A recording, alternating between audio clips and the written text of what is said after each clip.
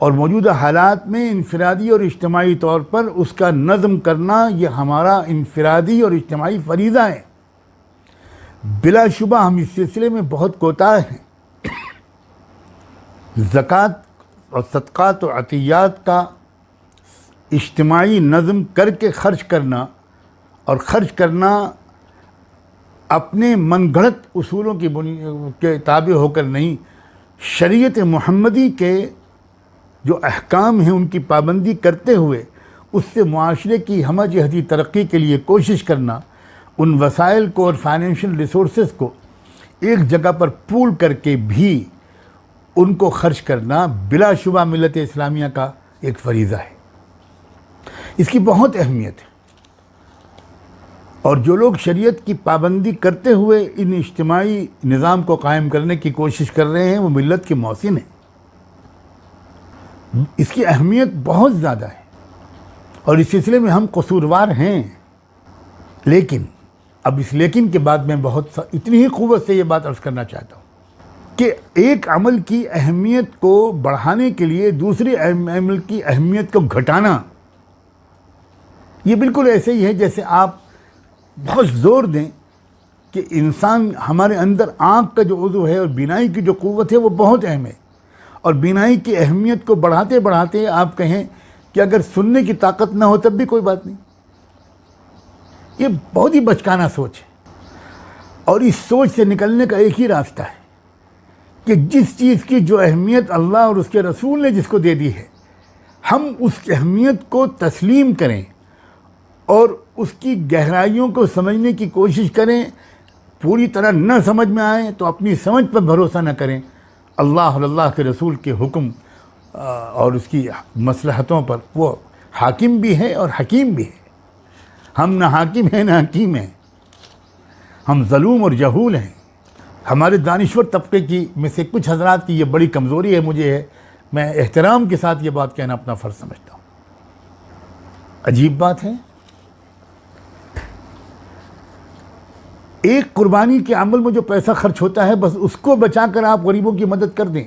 ये क्यों नहीं कहते हमारे ये हजरात कि शादियों में इतना पैसा मत खर्च करो, अपने मकानों को सादा बनाओ, अपने मकान के फर्नीचर और अपने लिबास को भी सादा करो, 2-2 3-3 कारें रखने के बजाय एक सवारी से काम चलाओ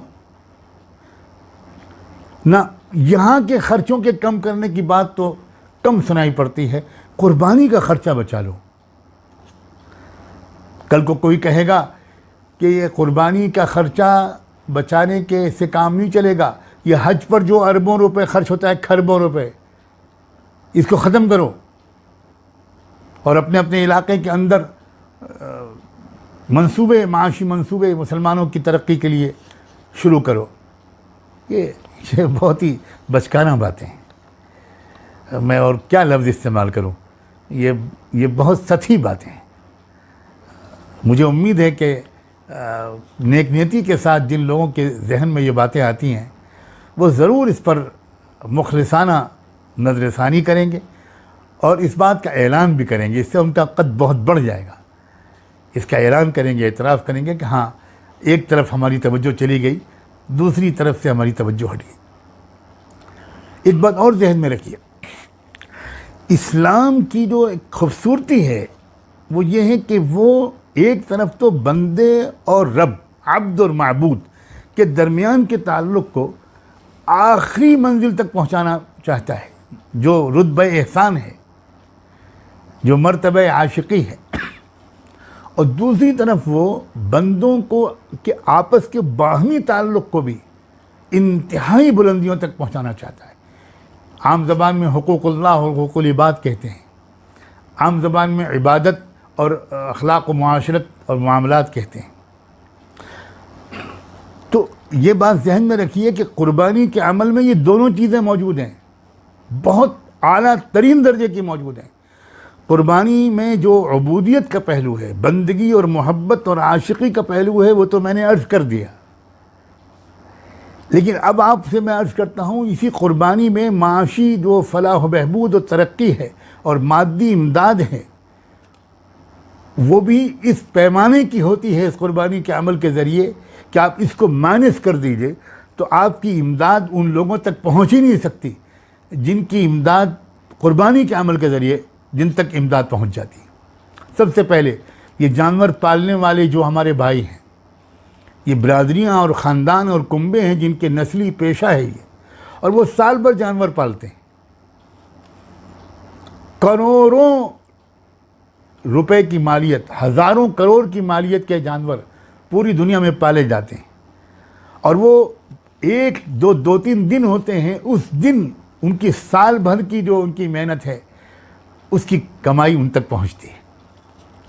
ये बहुत बड़ा इमदाद का ज़रिया है, लोग इसको महसूस नहीं करते। आज अगर कुर्बानी का अमल रुक जाए तो यकीन मानिए, मैंने कोई इस पर कोई स्टैटिस्टिकल सर्वे तो नहीं किया, काश तो कोई कर सकता है, आसानी से हो भी सकता है। अगर कुर्बानी का अमल मान लीजिए फ़र्ज़ कीजिए रोक दिया जाए पूरी दुनिया में, तो उन करोड़ों इंसानों को फाके की नौबत आ जाएगी। नंबर 1। नंबर 2,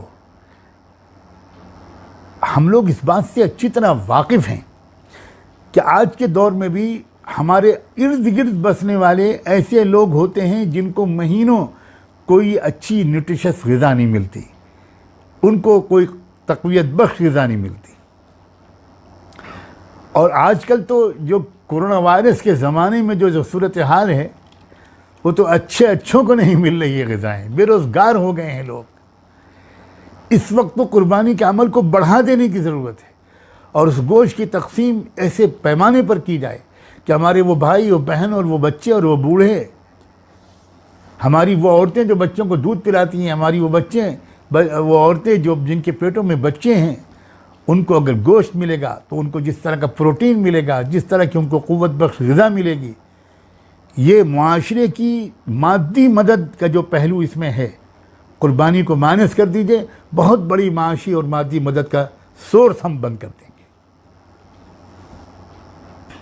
हम लोग जो इज्तिमाई कुर्बानी का नज़म करते हैं और वो तकसीम करते हैं, उनसे पूछिए कि वो जब जाते हैं उन झुग्गी झोपड़ियों में, उन स्लम एरियाज़ में, और वो गोश्त जब वहाँ पर देते हैं तो उनको वो किस तरह लेते हैं, वो लोग, उनको कितनी बड़ी नेमत मिलती है।